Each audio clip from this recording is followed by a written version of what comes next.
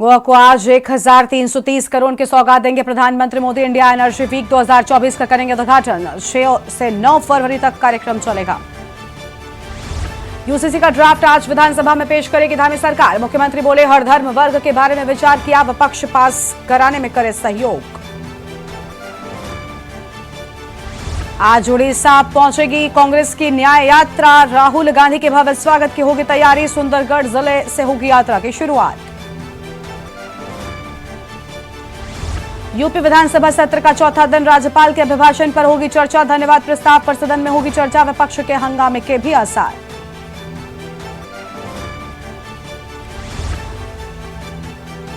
ASI के बंद तहखानों का सर्वे सुनवाई आज।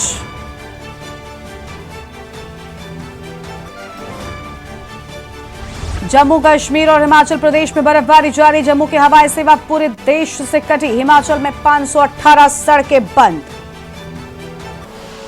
आप देख रहे हैं के न्यूज, खबरों का सारथी। नमस्कार, लाइव न्यूज में आप सभी का स्वागत है। मैं हूं आपके साथ गरिमा वाजपेयी। आपको सीधा लखनऊ लेकर चलते हैं, जहां पर विधानसभा सत्र शुरू हो चुका है। कार्यवाही की तस्वीरें आपको हम दिखाते हैं। उनको नियुक्ति नहीं दी गई। आज लगभग 600 दिनों से वो सभी अभ्यर्थी इको गार्डन में धरने पर बैठे हैं। तो मेरा आपके माध्यम से माननीय मंत्री जी से पूछना है कि माननीय मंत्री जी बताने की कृपा करें कि उन 6800 चयनितों को नियुक्ति का पत्र कब तक प्रदान करेंगे। और तीसरा है मेरा मानव अनुपूरक कि माननीय मंत्री जी बताने की कृपा करें कि जिन शिक्षकों का अंतर जनपदीय स्थानांतरण एवं पारस्परिक स्थानांतरण है उसको कराएंगे कि नहीं कराएंगे, अगर कराएंगे तो कब तक कराएंगे। और एक आखिरी मानव अनुपूरक है आपके माध्यम से, 2 अनुपूरक अलाउड होते हैं, अब 4 अगर आपकी अनुमति हो सर। कि विगत वर्ष सर 2023 में शिक्षा सेवा चयन आयोग का गठन किया गया था, किंतु अभी तक अध्यक्ष एवं सदस्यों की नियुक्ति नहीं की गई। माननीय मंत्री जी से निवेदन है कि बताने का कष्ट करें कि अध्यक्षों एवं सदस्यों की नियुक्ति सरकार कराकर नई शिक्षक भर्ती का विज्ञापन कब तक जारी करेगी। धन्यवाद। श्री अभय सिंह। आज आपने हमें उत्तर प्रदेश के पढ़े लिखे शिक्षित बेरोजगारों के विषय में बोलने का अवसर प्रदान किया। इसके लिए मैं आपके बहुत बहुत आभारी हूं। आदरणीय अध्यक्ष जी, हमारा प्रश्न लगा था, उसे माननीय मंत्री जी ने जो अनुपात और समानुपात का जवाब बना करके खेल किया है, उस खेल द्वारा सरकार द्वारा बेरोजगार नौजवानों का भविष्य बिल्कुल अंधकार में होता चला जा रहा है। हम आपसे कहना कि माननीय सुप्रीम कोर्ट के निर्देशानुसार शिक्षा मित्र हैं। और अब सीधा आपको उत्तराखंड लेकर चलते हैं, जहां पर विधानसभा सत्र की कार्यवाही शुरू हो चुकी है। मुख्यमंत्री पुष्कर सिंह धामी भी पहुंच चुके हैं। आज का दिन बहुत खास है क्योंकि आज यूसीसी का ड्राफ्ट विधानसभा में पेश किया जाएगा। तस्वीर आपको हम दिखा रहे हैं उत्तराखंड विधानसभा सत्र की कार्यवाही की ये सीधी तस्वीरें। मुख्यमंत्री पुष्कर सिंह धामी सदन के भीतर पहुंच चुके हैं। कार्यवाही शुरू हो चुकी है। हमारे माननीय विधायकों ने प्रदेश के और देश के विभिन्न राज्यों में सदन में नजीरें पेश की है, सरकारों ने भी नजीरें पेश की है। और माननीय अध्यक्ष जी, कश्मीर से भी नजीरें और दृष्टांत पेश किए गए हैं। और देखने में आ रहा है कि नजरें बनती हैं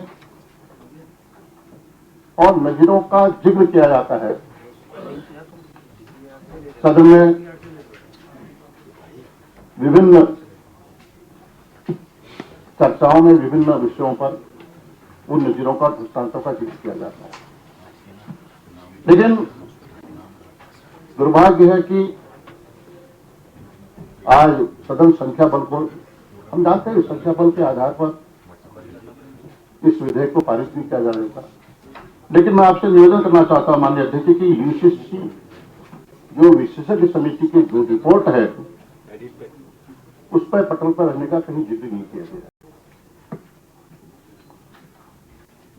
उस मसौदे का कहीं पर भी उल्लेख इस एजेंडे में नहीं है।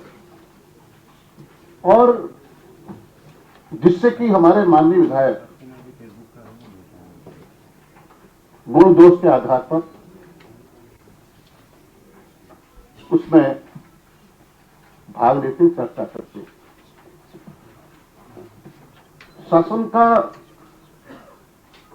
शासन को इतने बड़े विषय पर, इतने बड़े मुद्दे पर विधेयक तैयार किया गया माननीय अध्यक्ष। इसकी रिपोर्ट पहले सदन में पेश की जानी चाहिए थी कि बेहतर होता। और निश्चित रूप से माननीय अध्यक्ष जी, ये बहुत बड़ा प्रश्न है। जिस तरह कार्यमंत्रणा समिति की बैठक में मैं इंगित नहीं कर रहा हूं, मैं कोई अच्छे तरह सच्चाई को बयां कर रहा हूं आपके सामने कि जो हुआ कि संख्या बल को आधार माना गया और कहा गया कि कल ही यह विधेयक या प्रारूप या मसौदा प्रस्तुतिकरण विधेयक प्रस्तुत कर होगा, उसके बाद ही इस पर चर्चा हो जाएगी। हमारा निवेदन था आप हमारी संरक्षण के राज्यों में हमारा निवेदन था कि उसका ड्राफ्ट क्या है, उसका मसौदा कितना है, क्या कितने पन्नों का है, अध्ययन करने के लिए समय तो चाहिए। हम रेखांकित तो कर सकें इसमें क्या खामियां है, क्या कमियां है, क्या इसमें और इसमें संजित किया जा सकता है, इसका तो समय हमें मिलना चाहिए। और हमने कहा कि आज को आप प्रस्तुतिकरण करिए, उसके बाद कल इस पर चर्चा हो जाए, बेहतर होगा। लेकिन सरकार का जो पक्ष देखने को मिला, बड़ा दुर्भाग्य है कि विपक्ष की आवाज को या माननीय विधायकों की भावनाओं को, जो इसमें वो अपनी बात को रखना चाहते हैं, अपनी बात को कहना चाहते हैं, उससे वंचित किया जा रहा है माननीय। और हद तब होगी माननीय अध्यक्ष जी, प्रश्नकाल को निलंबित कर दिया गया। संसदीय इतिहास में संभवतः ऐसा कभी देखने को नहीं मिला होगा। इस संसदीय परंपराओं की अवहेलना हो रही है माननीय अध्यक्ष जी। जो हमारी कार्य संचालन नियमावली है, इसमें सब इसी से कार्य संचालन नियमावली से ही सदन संचालित होता है माननीय अध्यक्ष जी। इसकी अवहेलना हो रही है। संसदीय परंपराओं की अनदेखी की जा रही है, नियमों की अनदेखी की जा रही है। जो हमारे माननीय विधायक, जो उनका अधिकार है प्रश्न करने का, अब इस सदन में इस पंचायत में अगर हमारे माननीय विधायक अपनी बात को यहां नहीं रखें तो कहां रखेंगे? आप प्रदेश जल रहा है माननीय अध्यक्ष जी। कानून व्यवस्था पूरी तरह ध्वस्त हो चुकी है।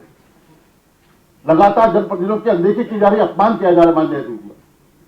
मैं इंगित नहीं करना चाहता हूं, बात को इस तरह से नहीं जाना चाहता। आप भ्रष्टाचार का बोलबाला हो चुका माननीय। कानून व्यवस्था पूरी तरह ध्वस्त हो चुकी है। आपदा से पूरा प्रदेश प्रभावित है, पूरा पहाड़ प्रभावित है। पूरी तरह के हमारे जो मैदानी जनपद हैं, आज तो उनको पर्याप्त मुआवजा नहीं मिल पाया है।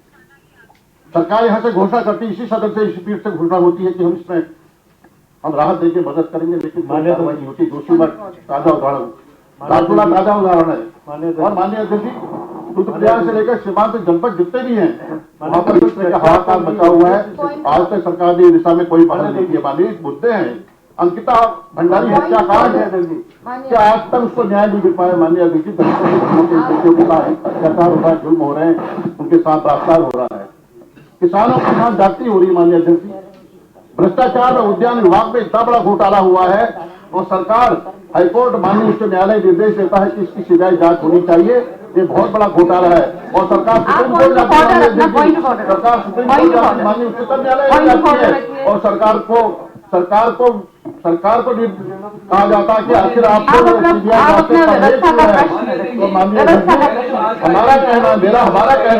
हमारा कहना है कि चर्चा में भाग लेने के लिए पर्याप्त समय मिलना चाहिए, जिससे कि इसके गुण दोष क्या है, इसमें खामियां क्या है, कमियां क्या है, इस सब चर्चा में तब भाग ले सकें। मान्य अध्यक्ष, मैं कोई भाषण नहीं दूंगा। मैं तो ये भाषण दिया, वही तो हम कह रहे हैं। भाषण का विषय नहीं है, यही कह रहा हूँ यही कह रहा हूँ कि भाषण का विषय नहीं है। अब आप मैं भाषण नहीं दे रहा हूँ माननीय, मैं भाषण नहीं दे रहा हूँ, कहा कह दिया। लेकिन क्या आज के सवाल नहीं है, क्या प्रश्नकाल नहीं होना चाहिए माननीय अध्यक्ष जी? क्या प्रश्नकाल नहीं होना चाहिए था? क्या माननीय विधायकों की जो अधिकार है उसका अधिकारों का यहाँ पर उन्होंने अपने अधिकारों को यहाँ पर इस्तेमाल नहीं करना चाहिए था? उनका अधिकार है प्रश्न पूछने का। माननीय अध्यक्षा जी, सदन जो है कार्य संचालन नियमावली के अनुसार संचालित होता है और अध्याय 6 के कार्यक्रम, सदन में लिए जाने वाले कार्य की सूचना, सभा के किसी अधिवेशन के प्रारंभिक सप्ताह के लिए जाने वाले कार्य की सूचना विधानसभा सचिवालय को अधिवेशन प्रारंभ होने के कम से कम 15 दिन पूर्व शासन द्वारा दी जाएगी और तदनुसार प्रत्येक सप्ताह के अंतिम कार्य दिवस पर सदन के नेता अथवा मंत्री परिषद के कोई सदस्य प्रश्नों के उपरांत सदन को आगामी सप्ताह के में किए जाने वाले कार्य की सूचना देंगे। कार्य सूची नंबर 1, सचिव प्रत्येक दिन के कार्य की एक सूची तैयार करेंगे और उसकी प्रतिलिपि प्रत्येक सदस्य को के प्रयोग के लिए उपलब्ध कराई जाएगी। माननीय अध्यक्षा जी, मैं आपके संज्ञान में लाना चाहूंगा, ये पत्र सचिव या सचिव विधानसभा द्वारा सदन के प्रत्येक सदस्य को दिया गया है और इस में जो लिखा गया मैं उसका उल्लेख करना चाहता हूं। इस सचिवालय की अधिसूचना संख्या 173 विधानसभा /03 संसदीय 2022 दिनांक 8 सितंबर 2023 के क्रम में सर्वसाधारण की सूचनार्थ एवं सूचित किया जाता है कि उत्तराखंड विधानसभा की प्रक्रिया तथा कार्य संचालन नियमावली 2005 के नियम 18 के अंतर्गत नेता सदन के परामर्श से माननीय अध्यक्ष ने आदेश दिया है कि उत्तराखंड विधानसभा का वर्ष 2023 का द्वितीय सत्र जो दिनांक 8 सितंबर 2023 के उपनिवेश की समाप्ति पर अनिश्चित काल के लिए स्थगित हो गया था कि आगामी उपवेशन सोमवार दिनांक 5 जनवरी 2024 को अपराह्न 11 बजे से सभा मंडल विधानसभा भवन देहरादून में प्रारंभ किया जाएगा। माननीय अध्यक्षा जी, विधानसभा का सत्र हुआ, उस सत्र को जो है स्थगित किया गया और फिर से सत्र आहूत किया गया और जब फिर से सत्र आहूत किया गया है तो स्थगित विधानसभा सत्र की जो परंपराएं हैं उसका निर्वहन इस सत्र में भी होना चाहिए था, जो होता हुआ दिखाई नहीं दे रहा। माननीय अध्यक्षा जी, उसके बाद एक पत्र सचिव विधानसभा के माध्यम से विधानसभा के प्रत्येक सदस्य को मिलता है और उस पत्र में का भी मैं उल्लेख करना चाहता हूं। सेवा में माननीय सदस्यगण विधानसभा उत्तराखंड महोदय महोदया, मुझे आपसे यह निवेदन करने का निर्देश हुआ है कि उत्तराखंड की पंचम विधानसभा के वर्ष 2023 के द्वितीय सत्र के दौरान विधानसभा में अवलंबनीय लोक मत की सूचनाओं के माध्यम से उठाए जाने वाले विषय जैसे नियम 53, 58, 299 एवं नियम 300 प्रत्येक उपवेशन के प्रातः 8:30 से 9:30 बजे दिनांक 6 फरवरी 2024 से देहरादून स्थित विधानसभा भवन में लिए जाएंगे। ये माननीय अध्यक्षा जी आपके निर्देश हैं। अतः आपसे अनुरोध है कि कृपया उक्त सूचनाएं यदि कोई हो तो यथासंभव उपलब्ध कराने का कष्ट करें। माननीय अध्यक्षा जी, स्थगित सत्र को आपने पुनः प्रारंभ किया। पुनः प्रारंभ करने के बाद आपने समस्त विधायक साथियों को पत्र लिखा, कहा कि अगर कार्य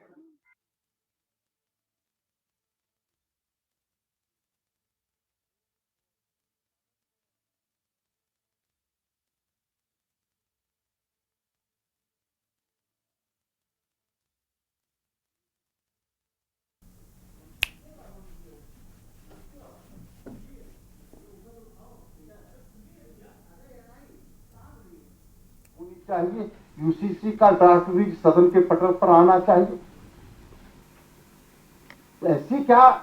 ऐसा क्या है कि सरकार इन तमाम चीजों से बचना चाहती है। और फिर मैं कहना चाहता हूँ एक पत्र फिर और पत्र सबके पास पहुंचे, सबने पढ़े तो मतलब आप इससे वीडियो चलेंगे। प्रश्न उठाइए। तो वही तो मैं प्रश्न तो कह रहा हूँ कि आप कहते हैं कि 5 फरवरी, 6 फरवरी, 7 फरवरी और 8 फरवरी को विधानसभा का सत्र होगा और इसमें विधायी कार्य होंगे। तो विधायी कार्य में क्या प्रश्न प्रहर नहीं आता? क्या विधायी कार्य में कार्य स्थगन के प्रस्ताव नहीं आते? तो माननीय अध्यक्ष जी, मैं आपसे आग्रह करना चाहता हूं, मैं आपसे निवेदन करना चाहता हूं कि हम यूसीसी का जो ड्राफ्ट आज आप लीक करने जा रहे हैं, हम उसको पढ़ करके इस सदन के अंदर अपनी बात कहने का काम। आज का जो एजेंडा है उससे तो ऐसा प्रतीत होता है कि सरकार आज ही इसको जो है सदन में लाना चाहती है और आज ही पारित कराना चाहती है। आखिर इस ड्राफ्ट को बिना पढ़े हम अपनी बात कैसे कह सकें? इसलिए आपका संरक्षण चाहिए माननीय अध्यक्ष। मैंने आपको बहुत शांतिपूर्वक सुना है, इसलिए आप भी मुझे सुनिए। मैं जो बोल रही हूँ आप पूरा सुनिए। एक तो सदनों को नियम और स्थापित परंपराओं के अनुरूप ही चलाने का प्रयास रहता है और मैं चलाने की कोशिश पूरी तरह से करती हूँ और हमें चलाना भी चाहिए। आपने नेता प्रतिपक्ष जी ने पूछा था कि हमको समय दीजिएगा। बिल्कुल, आपको पूरा पटल पे रखने के बाद आपको समय दिया जाएगा और आप उसका अध्ययन करें और उस पर अपना विचार रखें। और जहाँ तक आदरणीय प्रीतम सिंह जी का पॉइंट ऑफ ऑर्डर था, कार्य संचालन नियमावली के नियम 4 के अनुसार विधानसभा का सत्र आहूत होने की सूचना विधानसभा सचिवालय द्वारा सभी माननीय सदस्यों को पत्र तथा अन्य संचार माध्यमों से सभी माननीय सदस्यों को भेजी जाती है। 8 सितंबर 2023 को जब सदन अनिश्चित काल के लिए स्थगित हुआ तो कार्य संचालन नियमावली के नियम 18 के द्वारा पुनः सम्मिलित होने की सूचना सभी माननीय सदस्यों को दी गई। स्थापित परंपरा के अनुसार सभी माननीय सदस्यों की सुविधा हेतु। तो आपने देखा कि कार्रवाई शुरू हो चुकी है और इतिहास रचेगा। यूसीसी का बिल पास होगा। आज फिलहाल विधानसभा में से पेश किया जाएगा। हालांकि आपने सुना कि विपक्षी सांसदों की ओर से कहा गया कि हमें इस ड्राफ्ट को पहले पढ़ना है, उसके बाद ही हम इस पर अपने प्रतिक्रिया जो है वो दे पाएंगे। फिलहाल पढ़ने का वक्त मांगा गया है और आपने सुना कि किस तरीके से यहाँ पर जो चर्चा है विधानसभा में वो शुरू हो चुकी है। एक छोटे से ब्रेक के लिए आप रुक रहे हैं, जल्द लौटते हैं। आप देख रहे हैं की न्यूज, खबरों का। वित्त मंत्री सुरेश खन्ना ने बजट पेश करते हुए कहा है कि निर्माण कामगार मृत्यु विकलांगता सहायता एवं अक्षमता पेंशन योजना तथा निर्माण कामगार अंत्योदय सहायता योजना को किया गया है एकीकृत। नई योजना निर्माण कामगार मृत्यु व दिव्यांगता सहायता योजना कर दिया गया है। सुरेश खन्ना ने कहा कि निराश्रित महिला पेंशन योजना के अंतर्गत पात्र लाभार्थियों को देय पेंशन की धनराशि बढ़ाई गई है। 500 रुपए से बढ़ाकर 1000 रुपए प्रतिमाह कर दी गई है। योजना में 2023-24 में तृतीय तिमाही तक 31,28,000 निराश्रित महिलाओं को लाभान्वित किया गया है। उत्तर प्रदेश में बजट 2024 पर सपा अध्यक्ष अखिलेश यादव ने बयान दिया है। भाजपा की सरकार हर बार ये दावा करती है कि सब। आप देख रहे हैं की न्यूज, खबरों का सारथी। ब्रेक के बाद आप सभी का स्वागत है। तो इतिहास रचने जा रहा है। आज उत्तराखंड विधानसभा में बिल पेश होने जा रहा है। यूसीसी बिल आज पेश किया जाएगा। सीधी तस्वीर आपको हम दिखाएंगे और पुष्कर सिंह धामी क्या कुछ कहना है वो आपको हम सुनाते हैं।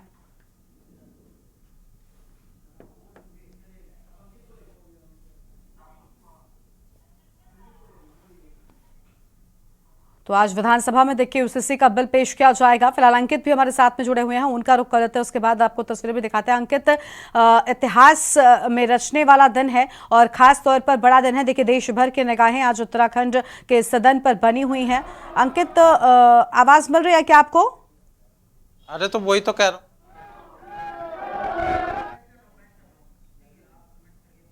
तो देखिए यहाँ पर सत्र की कार्यवाही जो है वो शुरू हो चुकी है। थोड़ी ही देर में यूसीसी विधेयक पेश करेंगे मुख्यमंत्री पुष्कर सिंह धामी। यह आम जानकारी आपको बता रहे हैं। आज विधानसभा में यूसीसी का बिल पेश किया जाएगा।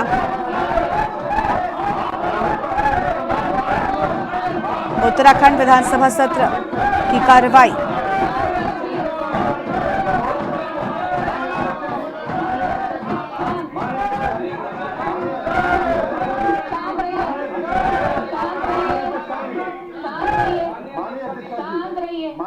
जी, जब हम कुछ बोलते हैं तो पीठ से आता है कि आप शांतिपूर्वक तरीके से सुनने का काम करें और जब इस तरीके का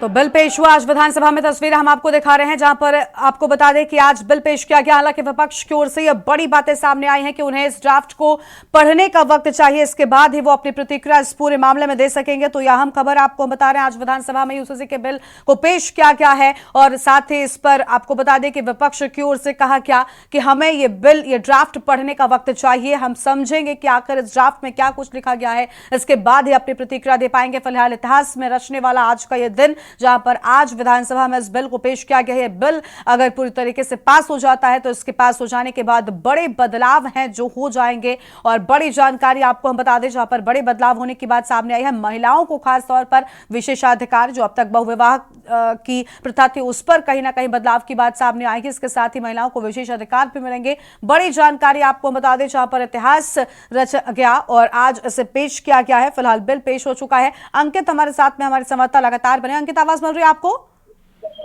बिल्कुल अंकित, बिल पेश किया क्या है और मुख्यमंत्री की ओर से बिल पेश किया क्या, लेकिन कांग्रेसियों का कहना था, विपक्षों का यह कहना था कि बिल पहले हम पढ़ना चाहते हैं, ड्राफ्ट कुछ पढ़ना चाहते हैं कि आखिर उसमें क्या कुछ लिखा गया है, क्या बदलाव होंगे, उसके बाद ही हम अपनी प्रतिक्रिया देंगे।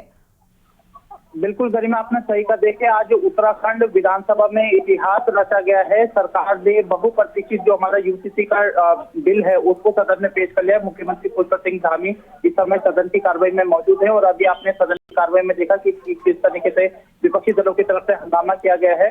हमारे साथ उत्तराखंड वक्फ बोर्ड के अध्यक्ष सारस हमारे साथ हैं। इसका वो भाजपा के वरिष्ठ नेता हैं। भाजपा के वरिष्ठ नेता हैं।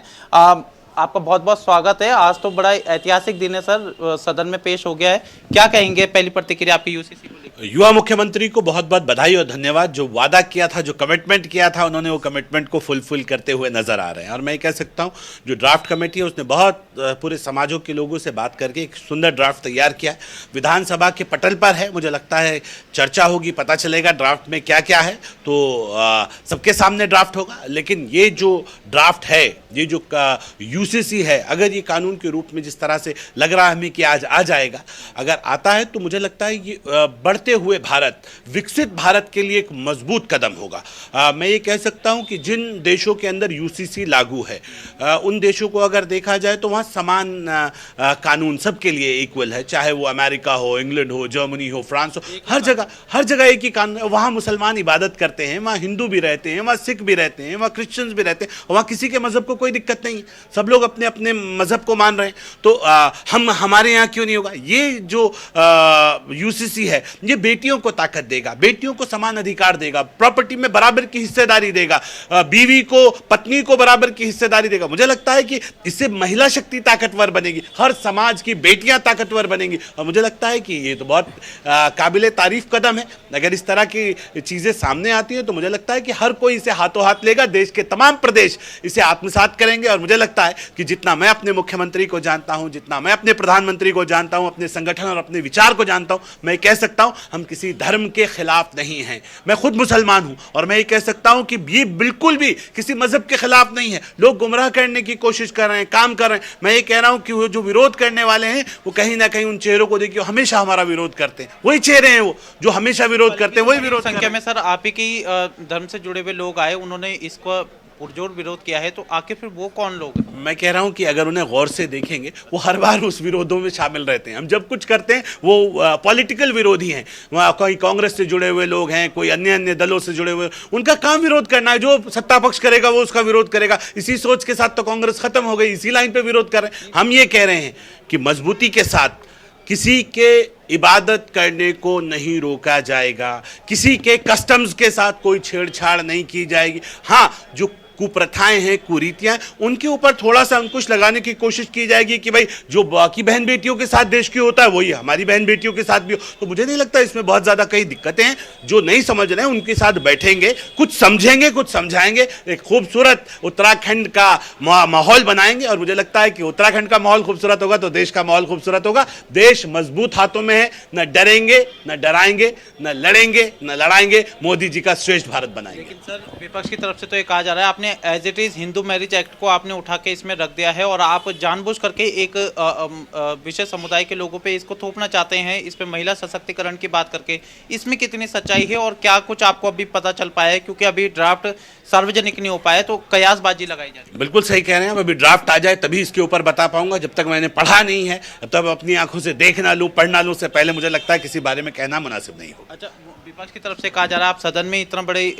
उसको विधेयक को आप ला रहे हैं, कानून बनाने जा रहे हैं, विपक्ष को आप ड्राफ्ट नहीं दे पा रहे हैं। नहीं, विपक्ष भाग रहा है, ड्राफ्ट दे नहीं पा रहे। ड्राफ्ट विपक्ष के लिए तो सदन में होता है कि वहां चर्चा हो, 1 दिन हो, 2 दिन हो। मैं एक समय से पहले कैसे दिया जाता है? जब समय होता है विधानसभा सत्र में, जब पटल पे रखा जाता है, वो पटल की अमानत होती है। आप किसी चीज के ऊपर पैसा खर्च करते हैं, उसके ऊपर राय आती है, इतनी मेहनत हुई है, इतना कितने पन्नों का वो ड्राफ्ट है, उसे ऐसे ही किसी के हाथ में नहीं दे देंगे। और हमने कहा कि आप सदन पे आइए, सदन पे उसके ऊपर डिस्कशन कीजिए। वो कह रहे हैं हमें पहले कॉपी दो, कॉपी हम सार्वजनिक कर दें, बाद में फिर कहानियां बताएं। ये वाली लाइन नहीं होती है। हम ये कह रहे हैं कि आप डिस्कशन कीजिए। डिस्कशन से भाग रहा है विपक्ष। विपक्ष की समझ में नहीं आ रहा है कि इसके पक्ष में जाए कि विरोध में जाए। कंफ्यूज है विपक्ष, इसलिए बहाने तलाश रहा है भागने के। और मुझे लग रहा है कि लोकतंत्र में अगर विपक्ष भागने लगे तो मुझे लगता है ये लोकतंत्र के लिए खतरा है। विपक्ष तो आप लोगों को कह रहा है कि आप कार्यस्थगन प्रस्ताव भी नहीं लाने दे रहे, प्रश्नकाल भी नहीं चला रहे, तो फिर आप कैसे सत्र को डिबेट करने के लिए कह रहे हैं? आप जिस मुद्दे पे जो यूसीसी रखा जा रहा है उस पर डिस्कशन कीजिए ना, सदन में अपना पक्ष रखिए ना, जो कमियां हैं उन्हें सामने रखिए, उस पर कहिए हमें और समय चाहिए। आपने तो डिस्कशन से पहले विरोध शुरू कर दिया। डिस्कशन से पहले विरोध नहीं होता है। जब तक आपके पास कोई चीज आई नहीं है, आपने उसे देखा नहीं है, पहले विरोध करना शुरू कर देंगे। मुझे लगता है ऐसा विरोध नहीं होता, ये पॉलिटिकल विरोध है। इस पॉलिटिकल विरोध से विपक्ष को हम कह रहे पढ़ के विरोध कीजिए ना, और खुल के विरोध कीजिए। विरोध भी नहीं करेंगे। अभी तो मैं बड़े नेताओं को कांग्रेस के सुन रहा था, कह रहे थे नहीं हम यूसीसी के समर्थन में। तो यूसीसी के समर्थन में तो बता दीजिए। ये नहीं चलेगा, मैं कह रहा हूं ये नहीं चलेगा। कुछ लोगों के सामने को हम विरोध में, कुछ लोगों के सामने को हम समर्थन में, डबल स्टैंडर्ड नहीं चलेगा। क्लियर कीजिए विरोध में है कि समर्थन में। अच्छा, एक अंतिम प्रश्न है, चूंकि आपने अभी खुद बताया कि आप इस धर्म से आते हैं। अब जो मुस्लिम समाज से जुड़े हुए लोग हैं जो इसका विरोध कर रहे हैं, क्या उनसे चिंता करने की जरूरत है या नहीं है? मैं ये कह रहा हूं किसी मुसलमान को 1% भी चिंता करने की आवश्यकता नहीं है। किसी के मजहब के साथ कोई छेड़छाड़ नहीं किया जा रहा है। जो मजहब के लिए ज़रूरी चीज़ है, मैंडेटरी है, उनके साथ कहीं किसी का छेड़छाड़ नहीं है। हाँ, जैसे 3 तलाक था, 3 तलाक का विषय आया, आज तमाम जिम्मेदार लोग, तमाम बहन बेटियाँ कह रही है 3 तलाक के आने से 3 तलाक वाले विषय पे कमी आई है वो कानून आने से। तो ये है मुस्लिम समाज की बेटियों के लिए अच्छा है। यस, और हम ये कह रहे देश के अंदर किसी भी समाज में अगर कुरीतियाँ नहीं होनी चाहिए, जो कमियाँ हैं वो नहीं होनी चाहिए, और दिक्कतें और जगह भी। तो मैं ये कह रहा हूँ कि बिल्कुल नहीं है किसी के अधिकारों से चर्चा। सभी समाज के लोगों को मैं कह रहा हूं, सबके यहाँ दिक्कतें थी ना। हिंदू मैरिज एक्ट ऐसे तो नहीं आया होगा, बहुत सारी कुरीतियां थी ना, तब तो हिंदू मैरिज एक्ट आया। उसके बाद उसमें भी अभी बहुत सारी दिक्कतें होंगी, तब तो यूसीसी ला रहे हैं। सबके लिए बराबर है। जो मेरी हिंदू बेटी होगी या हिंदू बहन होगी, जो कानून उसके लिए होगा वो मुस्लिम बहन के लिए होगा, वही सिख बहन के लिए होगा, वही क्रिश्चियन बहन के लिए होगा। तो इसमें क्या बुराई है? या तो हम कह रहे हो नहीं आपके हम हकों को घटा रहे हैं, तब तो समझ में आता। 50% शेयर मिलेगा बेटियों को, और ऑन रिकॉर्ड आ जाएगा, बाप के नाम से बेटी के नाम पे प्रॉपर्टी दर्ज हो जाएगी जैसे बेटे के नाम पे होगी। अच्छा है कि बुरा? जो पालन नहीं करेगा उसके खिलाफ दंड की संहिता में धाराएं, मुकदमे कायम होंगे और उसको पेनल्टी पड़ेगी। तो मुझे लगता है ये अच्छा है बेटियों के लिए कि गलत है? बेटियों को अधिकार मिलने चाहिए। यस, और अगर कहीं दिक्कत होगी मुस्लिम समाज में तो हम बैठेंगे ना। हम ये कह रहे हैं हम मुस्लिम समाज के बीच में जाएंगे, समझेंगे भी और समझाएंगे भी। जो उनकी दिक्कतें होंगी उन्हें भी समझेंगे, और जो दिक्कतें हमारी हैं वो भी समझो, बीच का रास्ता निकालेंगे और आगे बढ़ेंगे। बहुत बहुत शुक्रिया, आपने बहुत धन्यवाद समय दिया, बहुत बहुत शुक्रिया। तो गरिमा, आपने सुना उत्तराखंड वक्फ बोर्ड के अध्यक्ष हैं शादाब समझी, जो कि यूसीसी को के समर्थन में है, और उनका कहना है कि जो विपक्ष की तरफ से जो विरोध किया जा रहा है वो सिर्फ विरोध के लिए विरोध किया जा रहा है। असल में सरकार चाहती है कि यूसीसी के माध्यम से एक छत के नीचे जो तमाम नागरिक हैं उनके लिए एक कानून बनाया जाए, और विशेषकर जो महिलाएं हैं उनको सशक्त किया जाए, महिलाओं के अधिकार को और अधिक बढ़ाया जाए, उसको एक समान लाते हुए पुरुषों के भांति महिलाओं को भी उसमें अधिकार मिल सके। उसमें चाहे संपत्ति का अधिकार हो, चाहे फिर वो बहु विवाह को खत्म करने की बातें हों, चाहे फिर वो अन्य बातें हों, ये सारे प्रावधान जो है वो यूसीसी में किए गए हैं। फिलहाल ड्राफ्ट में क्या है ये अभी सार्वजनिक नहीं हुआ है, लेकिन आज का दिन उत्तराखंड के इतिहास के लिए बहुत ही महत्वपूर्ण है और हमें लगता है कि यहाँ से उत्तराखंड से यूसीसी की शुरुआत हो रही है तो निश्चित ही अब पूरे देश भर में यूसीसी का मुद्दा गरमाएगा और लगातार देश भर में यूसीसी को लेकर चर्चा हो रही है।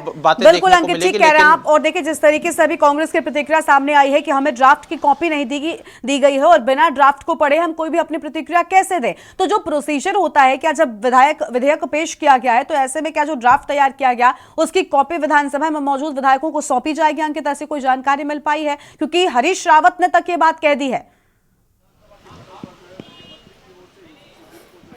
बिल्कुल गरिमा, यही सवाल है, विपक्ष की तरफ से यही सवाल को उठाया जा रहा है कि जब मुख्यमंत्री के पास वो ड्राफ्ट आ गया है और कैबिनेट में भी उसको पारित कर दिया तो हमें सत्र से पहले क्यों नहीं उपलब्ध कराया जा रहा है, जबकि सत्ता पक्ष का कहना है कि ऐसा कोई प्रावधान नहीं है।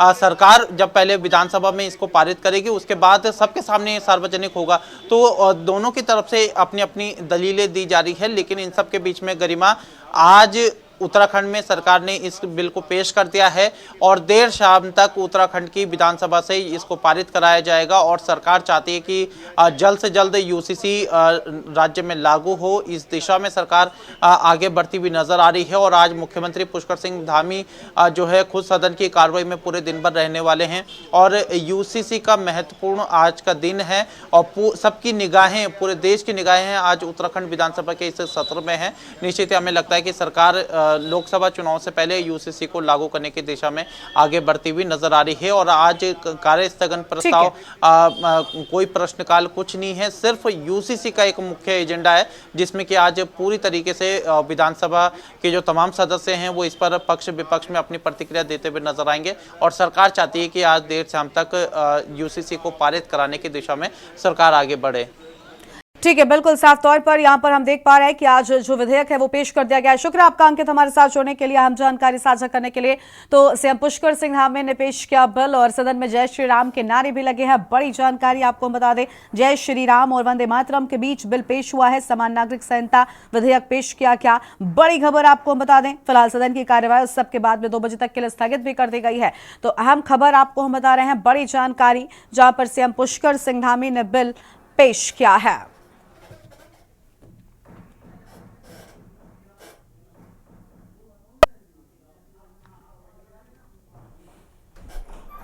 और अब आगे बढ़ेंगे खबरों की ओर। अगली बड़ी जानकारी आपको हम बताते हैं, जहां पर ईडी का जाल और शिकंजे में केजरीवाल। दिल्ली से बड़ी खबर आपको हम बताते हैं, जहां पर ईडी का रेड और केजरीवाल के पर्सनल सेक्रेटरी पर भी अब शिकंजा कसा जाना शुरू हो चुका है। बड़ी खबर आपको हम बता दें, मनी लॉन्ड्रिंग से जुड़े एक मामले में ईडी की कार्रवाई की बात सामने आई है।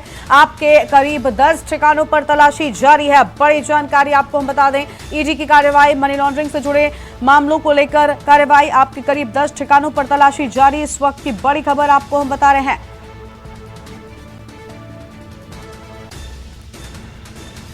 दिल्ली से बड़ी खबर, केजरीवाल के पर्सनल सेक्रेटरी पर भी शिकंजा और मनी लॉन्ड्रिंग से जुड़े एक मामले में ईडी की कार्रवाई। अहम जानकारी आपको हम बता रहे हैं, ईडी की कार्रवाई की बात सामने आई है। आपके करीब 10 ठिकानों पर तलाशी जारी। तो आपके 10 ठिकानों पर तलाशी जारी। अहम जानकारी आपको हम बता दें, दिल्ली से आपके 10 ठिकानों पर ईडी की रेड। केजरीवाल के पर्सनल सेक्रेटरी पर भी शिकंजा। तो केजरीवाल के पर्सनल सेक्रेटरी पर भी शिकंजा। मनी लॉन्ड्रिंग से जुड़े एक मामले में ईडी की कार्रवाई। आपके करीब 10 ठिकानों पर तलाशी जारी। अहम खबर आपको हम बता रहे हैं, दिल्ली से खबर, आपके 10 ठिकानों पर ईडी की रेड। दिल्ली से बड़ी जानकारी आपको हम बता रहे हैं।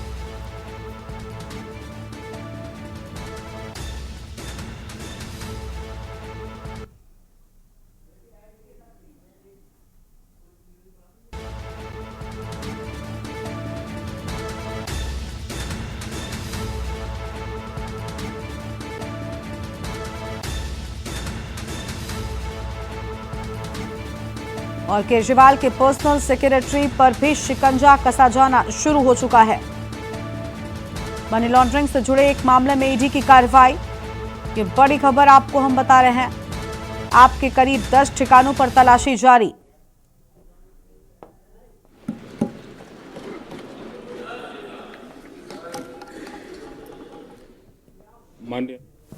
और ना सिर्फ उस एक मैटर में, विश्वसनीय सूत्रों से ये खबर है कि जब से ये एक्साइज पॉलिसी का इन्वेस्टिगेशन शुरू हुआ है, पिछले 1.5 साल की सारी इंटेरोगेशन, सारे सवाल जवाब जो हुए हैं ईडी में, सबकी ऑडियो फुटेज को डिलीट कर दिया गया है इन्फोर्समेंट डायरेक्टोरेट द्वारा, ईडी द्वारा। ये क्या दिखाता है कि जो एक तो रिकवरी नहीं हुई, सबूत नहीं मिला, और जो स्टेटमेंट्स थी, जो एकमात्र आधार थी ईडी के केस का, वो सारी स्टेटमेंट्स भी फर्जी हैं। क्योंकि अगर स्टेटमेंट फर्जी नहीं होती तो आपको ऑडियो डिलीट करने की क्या जरूरत थी। तो आज देश के सामने ये बात आ गई है कि यहां पे घोटाले की जांच नहीं हो रही है, ईडी की इस जांच में ही घोटाला है। तो दिल्ली से अगली बड़ी खबर आपको हम बताएंगे, जहां पर आपको बता दें कि ईडी की छापेमारी पर आपने सुना कि किस तरीके से मंत्री आतिशी की ओर से बड़ी बयानबाजी की गई है और कहा कि आपको चुप कराने के लिए छापेमारियां हो रही हैं, आप धमकियों से डरने वाली नहीं है। 2 साल से ईडी को कोई सबूत नहीं मिला और किसी छापेमारी में 1 रुपया बरामद नहीं हुआ। आतिशी ने ये सारी बड़ी बातें कही हैं। दिल्ली से बड़ी जानकारी आपको हम बता दें, आपको चुप कराने के लिए छापेमारी की बात सामने आई है। यहां हम खबर आपको हम बता रहे हैं, और आप धमकियों से डरने वाली नहीं है। तो आम आदमी पार्टी धमकियों से डरने वाली नहीं है। बड़ी बातें मंत्री आतिशी की ओर से कही गई और कहा कि 2 साल से ईडी को कोई सबूत नहीं मिला।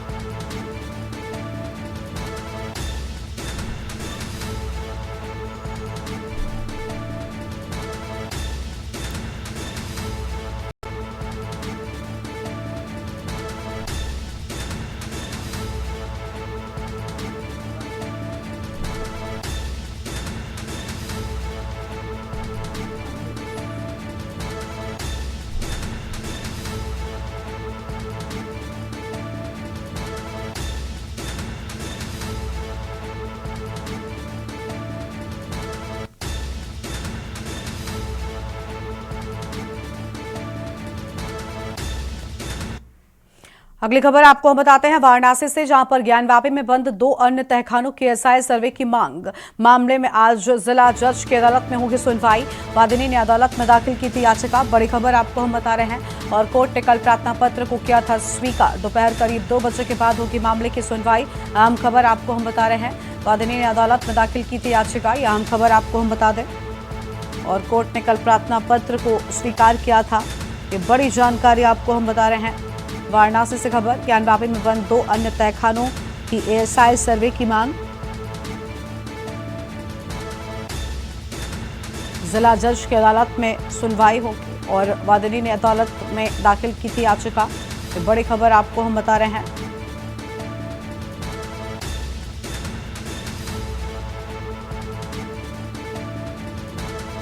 वाराणसी से खबर, ज्ञानवापी में बंद 2 अन्य तहखानों की एएसआई सर्वे की मांग। यह हम खबर आपको हम बता रहे हैं। आज जिला जज की अदालत में दोपहर 2 बजे के बाद होगी सुनवाई। तो दोपहर 2 बजे के बाद सुनवाई होगी। वादिनी ने अदालत में दाखिल की थी याचिका। यह अहम जानकारी आपको हम बता रहे हैं, और कोर्ट ने कल प्रार्थना पत्र को स्वीकार किया था। वाराणसी से खबर, ज्ञानवापी में बंद 2 अन्य तहखानों के एएसआई सर्वे की मांग की बात सामने आई है।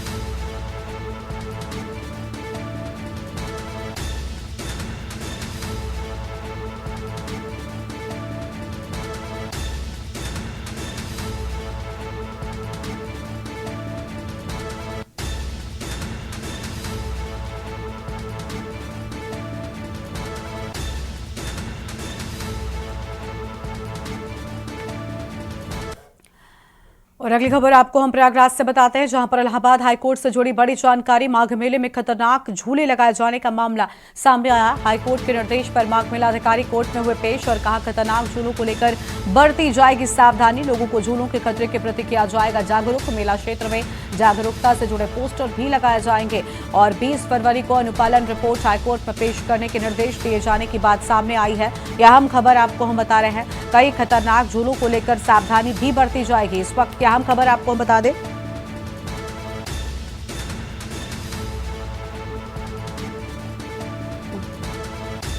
तो यह अहम खबर आपको हम बता रहे हैं, जहां पर लोगों को झूलों के प्रति सावधानी बरतने की भी बात कही गई है। मेला क्षेत्र में जागरूकता से जुड़े पोस्टर भी लगाए गए हैं। अहम खबर आपको हम बता रहे हैं, 20 फरवरी को अनुपालन रिपोर्ट हाईकोर्ट में पेश करने के निर्देश दिए जाने की बात सामने आई है। अहम खबर आपको हम बता दें और प्रयागराज से खबर, इलाहाबाद हाईकोर्ट से जुड़ी बड़ी जानकारी आपको हम बता रहे हैं। तो इलाहाबाद हाईकोर्ट से जुड़ी बड़ी खबर आपको हम बता दें, माघ मेले में खतरनाक झूले लगाए जाने का पूरा मामला और हाईकोर्ट के निर्देश पर माघ मेला अधिकारी कोर्ट में पेश हुए। ये बड़ी जानकारी आपको हम बता रहे हैं। कहा कि खतरनाक झूलों को लेकर सावधानी बरती जाएगी।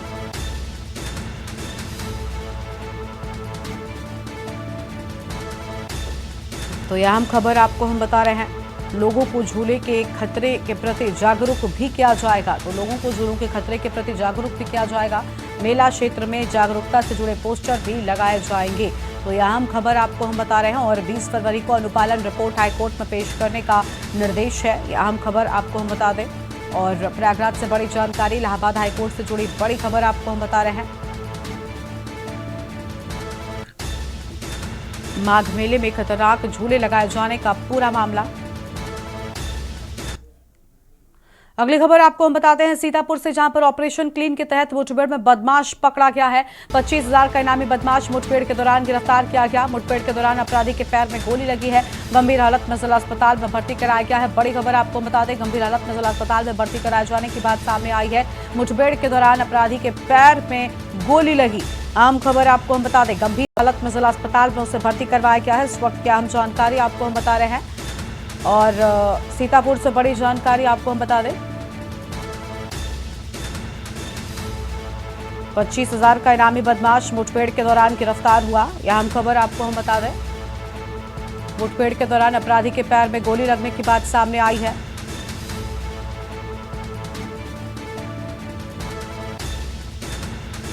गंभीर हालत में भर्ती कराए जाने की बात। सीतापुर से खबर, ऑपरेशन क्लीन के तहत मुठभेड़ में बदमाश पकड़े जाने की बात सामने आई है और यह अहम जानकारी, 25,000 का इनामी बदमाश मुठभेड़ के दौरान गिरफ्तार। तो 25,000 का इनामी बदमाश मुठभेड़ के दौरान गिरफ्तार। मुठभेड़ के दौरान अपराधी के पैर में गोली लगी। गंभीर हालत में जिला अस्पताल में भर्ती कराया गया है।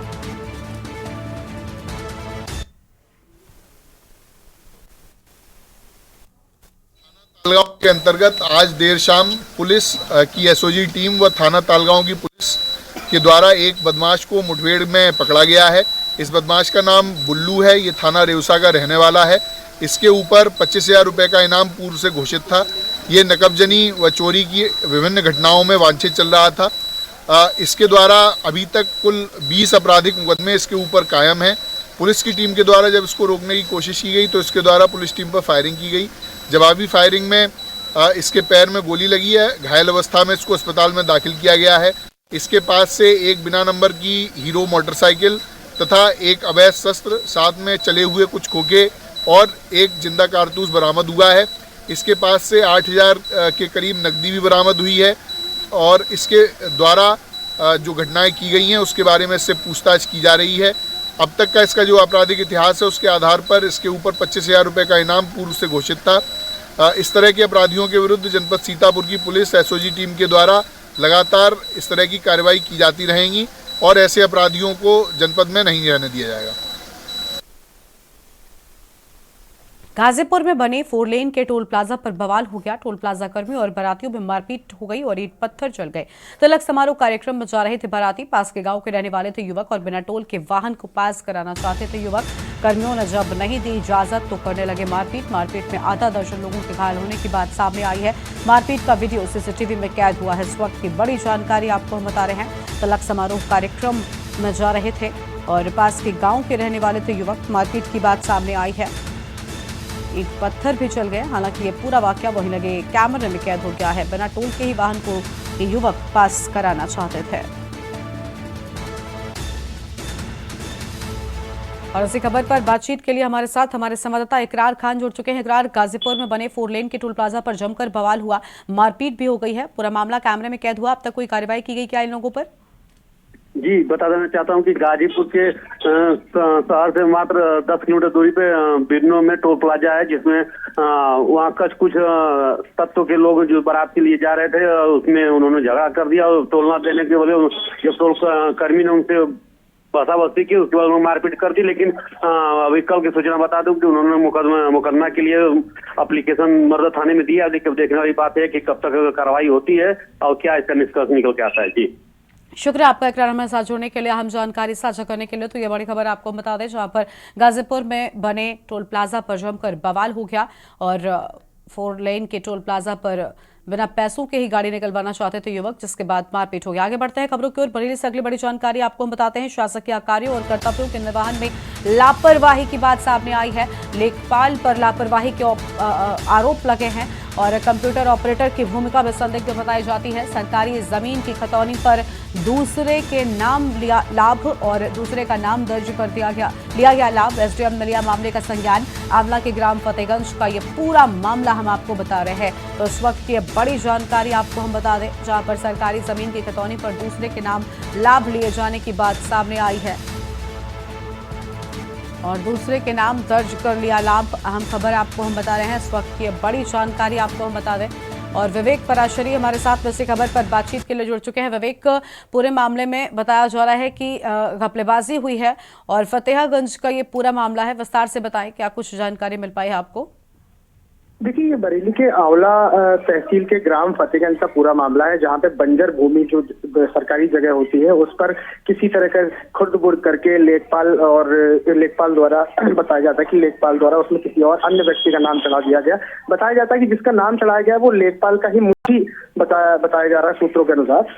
इस पूरे मामले में जब ये संज्ञान एसडीएम को उस पूरे मामले का संज्ञान हुआ तो एसडीएम ने तुरंत कार्रवाई करते हुए शासकीय कार्यों और कर्तव्यों के निर्वहन में लापरवाही बरतने के क्रम में प्रतिकूल प्रविष्टि दे दी है लेखपाल को और फिलहाल वो आगे की जांच इस पूरे मामले में कर रहे हैं। ठीक है, बहुत शुक्रिया विवेक आपका अधिक जानकारी साझा करने के लिए। तो अहम खबर आपको हम बता दें, जहां पर आंवला के ग्राम फतेहगंज का ये पूरा मामला है, हम आपको अहम जानकारी बता रहे हैं और शासकीय कार्यों और कर्तव्यों को लेकर ये बड़ी जानकारी सामने आई है। और बढ़ते हैं खबरों की ओर। अगली बड़ी जानकारी सिद्धार्थनगर से आपको हम बताते हैं, जहां पर एसपी प्राची सिंह ने चलाई तबादला एक्सप्रेस। कानून व्यवस्था को दुरुस्त करने के चलते फेरबदल किया गया है। थाना प्रभारियों के कार्यक्षेत्र में फेरबदल किया गया। यशवंत सिंह को थाना लोटन से थाना कपिल वस्तु की जिम्मेदारी मिली है और अजय नाथ कनौजिया का थाना भवानीगंज स्थानांतरण किया गया है। सत्येंद्र कुमार को निरीक्षक थाना मिश्रौलिया का चार्ज सौंपा गया है। विजय शंकर सिंह बने थाना लोटन के थाना प्रभारी। अरुण कुमार बने थाना गुलहौरा के प्रभारी। बड़ी जानकारी आपको बता रहे हैं, पुलिस अधीक्षक प्यारो रामदेव बने थाना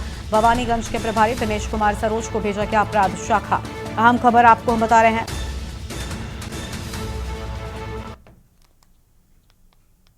आगे बढ़ेंगे खबरों की ओर। अलीगढ़ से अगली बड़ी जानकारी आपको हम बताते हैं। तेज रफ्तार कैंटर का कहर देखने को मिला है। साइकिल सवार छात्र को रौंदे जाने की बात सामने आई है। घायल छात्र को प्राइवेट अस्पताल में भर्ती कराया गया। समय से इलाज न मिल पाने पर छात्र की मौत हो गई है। परिवार ने लापरवाही का आरोप लगाया है। सूचना पर पहुंची पुलिस पूरे मामले में जांच पड़ताल में जुट गई है। गोंडा थाना इलाके की ये पूरी घटना है। तो समय से इलाज न मिलने पर मौत की बात सामने आई है।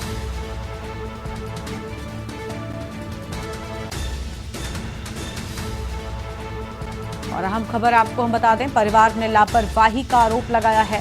इस वक्त की बड़ी जानकारी आपको हम बता रहे हैं और सूचना पर पहुंची पुलिस पूरे मामले में जांच पड़ताल में जुट गई है। तो सूचना पर पहुंची पुलिस पूरे मामले में जांच पड़ताल में जुटी।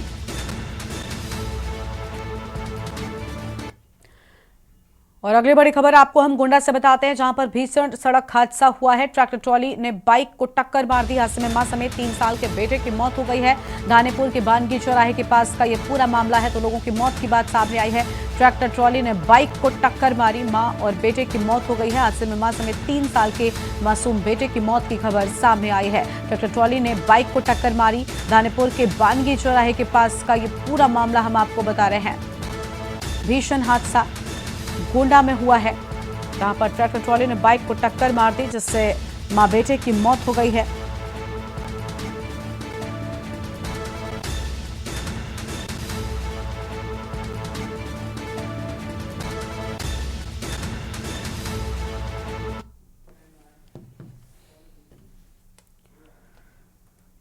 और लखनऊ मेट्रो के लिए बजट में कुछ नहीं। दूसरे चरण की मेट्रो परियोजना के लिए बजट खाली है। चारबाग से बसंतकुंज तक मेट्रो रूट बनना है, बड़ी खबर आपको हम बता रहे हैं। और पिछले महीने राजधानी में मेट्रो विस्तार के मिले थे निर्देश, शाम खबर आपको हम बता रहे हैं। कानपुर मेट्रो परियोजना के लिए 395 करोड़ की बात सामने आई है। आगरा के लिए 346 करोड़ का प्रावधान किया गया है। फिलहाल इस वक्त की बड़ी जानकारी आपको हम बता रहे हैं। दिल्ली से मेरठ के बीच बना रही रैपिड रेल ट्रांजिट सिस्टम के विस्तार के लिए बजट में 914 करोड़ का प्रावधान होने की बात सामने आई है। तो यहाँ हम खबर आपको हम बता दें, कानपुर मेट्रो परियोजना के लिए 395 करोड़,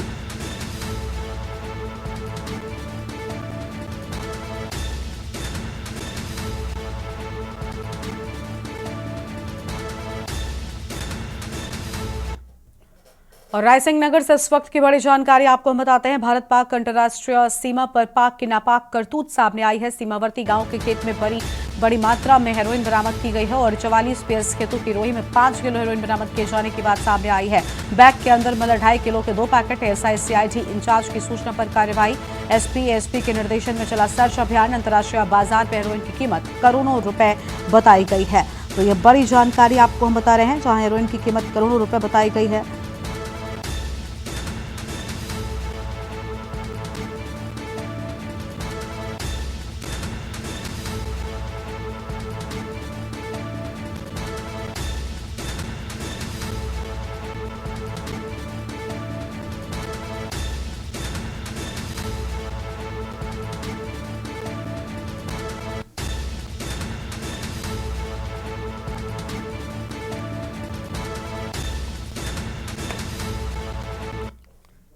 और इस बुलेटिन में फिलहाल इतना ही। तमाम बड़ी खबरों के लिए आप देखते रहिए के न्यूज़ इंडिया। नमस्कार।